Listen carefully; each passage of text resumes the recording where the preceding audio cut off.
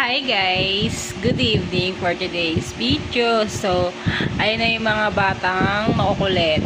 Yan. Sila si Everest at si Kidlat at si Uling. So, ayan. Pinilang ko sila ng kulungan kay Shopee. So, ayan, yung block na yan is bago yan. Kanina lang dumating. Ayan, hindi na sila makakawala. Kasi mga yan matatalino. Ano yan, tawag na to.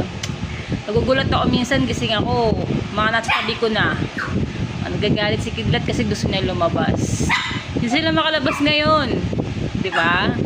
Oy, sleep na. Diba? Matutulog na. Sleep na. Bukas naman. Pinainom ko na sila ng vitamins para makatulog na sila. So, yung isa, si Chowi, ayun dun sa ilalim ng lamesa. Ayaw niya na kinukulong siya. Kaya, shh, diba sleep na? Ayan, pinainom ko na sila ng vitamins. Maya-maya yan, palakda na yan. So, papatayin ko na yung ilaw para mas lalo sila makatulog. Ayan, naka-aircon na kami. Ayan. So, ayan yung ko kanina eh. Ano siya? Bali, pangalawa na yan kasi isa binigay lang siya ng asawa ng kuya ko. Bali, ito.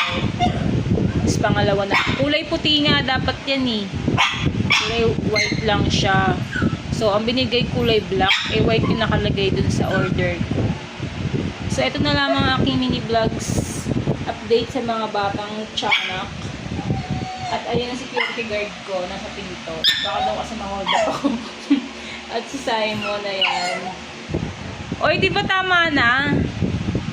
So, ayan. Pa-order na lang kami kay Shopee. Kung ano yung gusto namin. Uy, sleep na. Diba?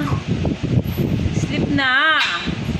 So, hanggang dito na lamang aking mini vlogs for today's video.